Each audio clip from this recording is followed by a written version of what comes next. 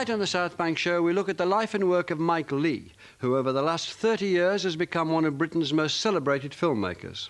Despite hailing from Salford in Manchester, his films have concentrated on the lives of suburban and inner-city Londoners, exploring this often overlooked territory in minute detail. Leo Burley's film follows the progress of Leigh's latest work, All or Nothing, and I tried to get to the heart of the unique improvisational method which underpins all his work. Look at yourself and relax and just say, I've got very beautiful lips. yeah. And I promise you, Ange, you're going to see the difference. OK. Muppet. I ain't a muppet. And you're going to smarten yourself up. The day they machine gun the royal family, I'll come here and put a tie on. You don't have to talk some rubbish. Well, silly little saying. Oh, shut up. You shut up. But the prison does exist. We're in it now. You were just then when you said it, but you're not in it now. You're not in it now. You're not in it now. Oh, no, sweetheart. No, darling. You've been ringing the wrong person. 3 little maids from school. 3 little maids from school.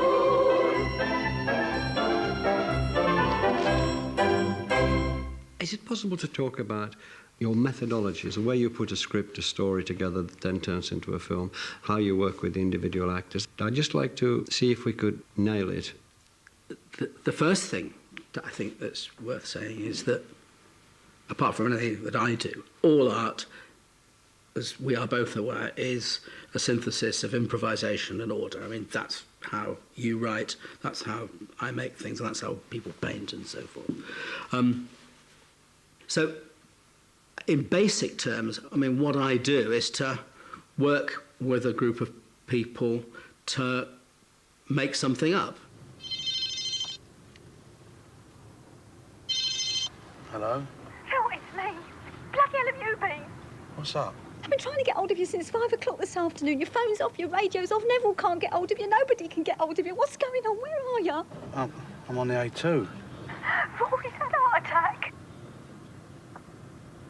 Phil! What? We're up at the hospital, South London General. What do you mean, heart attack? What do you mean, what do I mean, heart attack? Is he all right? No, he ain't all right. He ain't dead, is he? Each actor agrees to take part without actually knowing what the piece is going to be, or indeed what he or she is going to play. Now, part of the reason for that is, to a great extent, it's going to be a journey of discovery for me, and I'm going to find out what the thing is by the process of making it.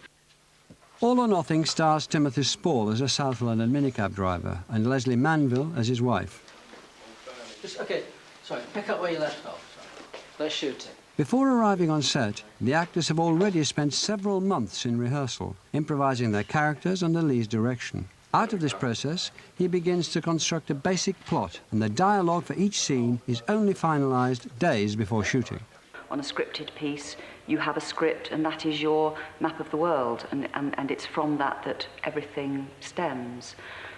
With this, you have no script, and your map of the world is the character that you create with Mike. We basically just start with a character that he chooses, somebody basically from our life, and in our age group invariably, in the actor's age group, and we start from zero and use him as a basis. The rehearsal period is the period of creating the characters, building the whole world of the thing through the improvisation and the research and the discussion. But not actually rehearsing the film itself. In other words, it's arriving at the premise of the film.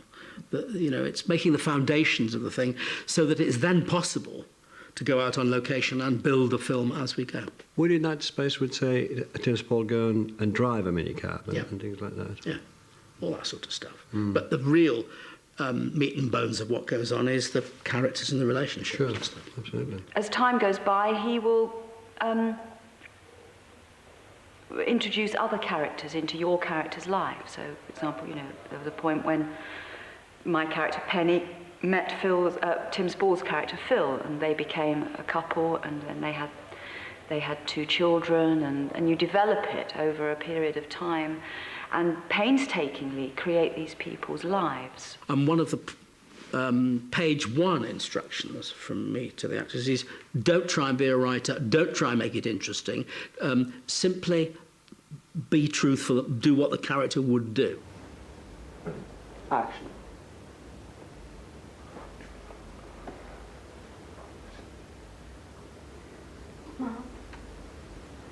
Mum, Dad's here.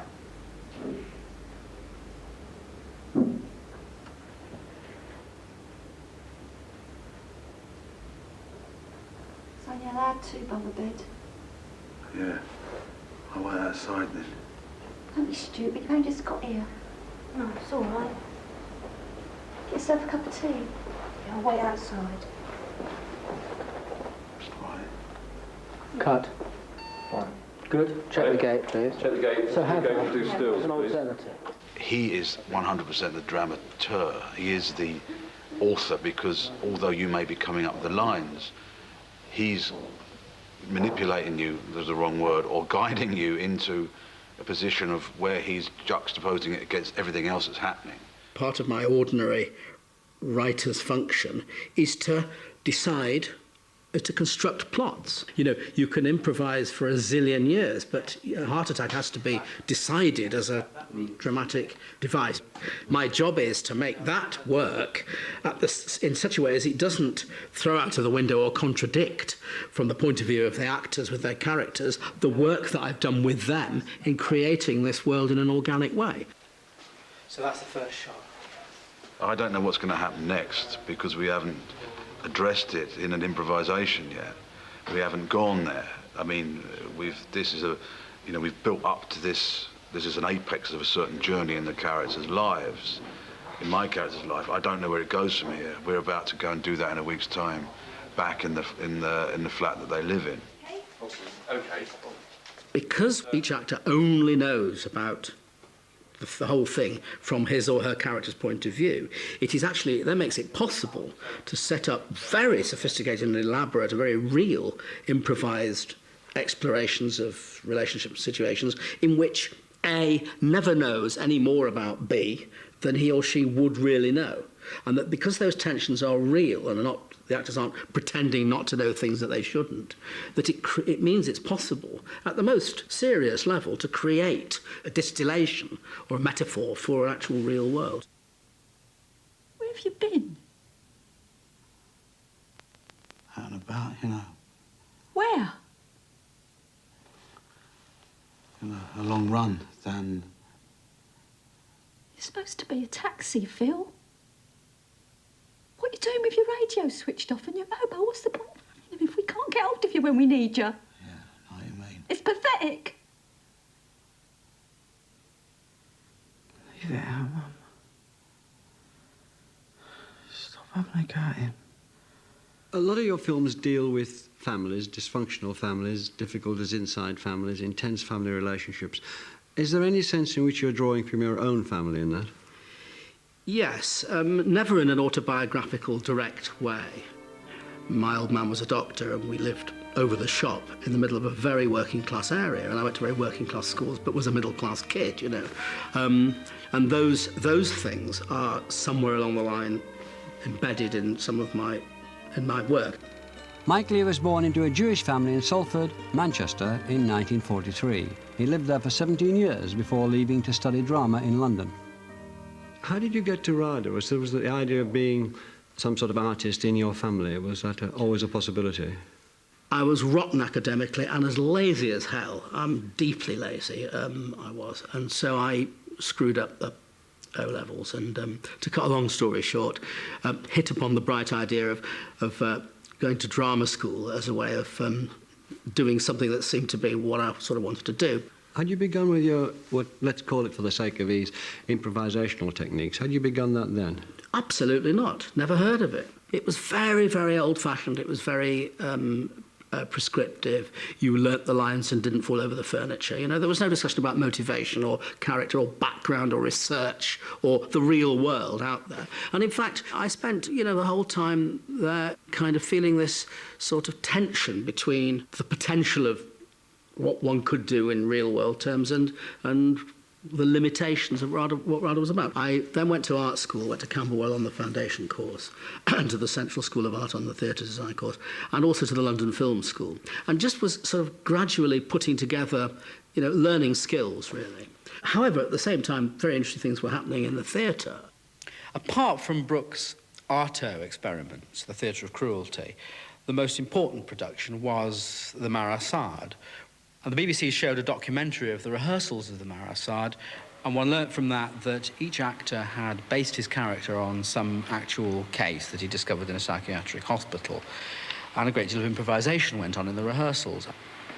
My feeling then was, if you can do all that, why can't you go that one stage further and use it not merely to serve a text, but to create a play?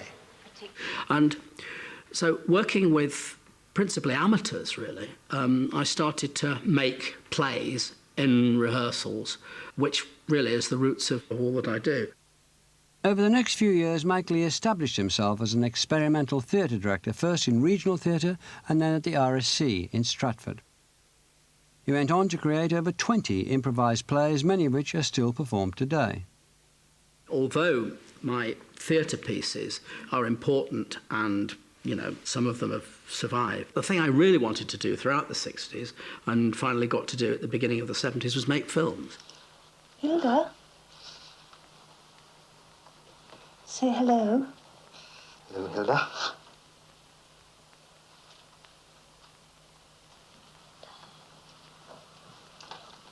Say hello. Hello, Hilda. How are we? Well, I remember going to the National Film Theatre to see Bleak Moments. It was about disadvantaged people and a sister looking after her mentally deficient sister. And we thought it was pretty remarkable. We didn't think it was a wonderful film as a piece of filmmaking, but we thought it was something quite exceptional. Were you setting out in that film to put into practice ideas you'd worked through? Did you have a sort of theory of, this is what I want it to look like, a theory of what, as well as an idea of what the film was going to be like? I'd certainly evolved fairly rigorous ideas about how to make the work, and indeed the kind of films that I wanted to make and indeed wanted to see, in terms of looking at behaviour and reality and the texture of moments between people.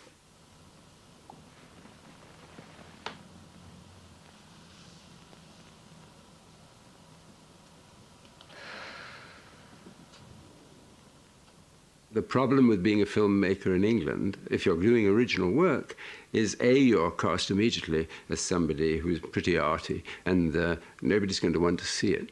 And B, it's very expensive, much more expensive to do than for television or to mount a play. It was 17 years before you made your next feature film, but you moved into television and made a lot of films for television, and a great number of people of your generation, my generation, were moving into television and doing very fine work then. Do you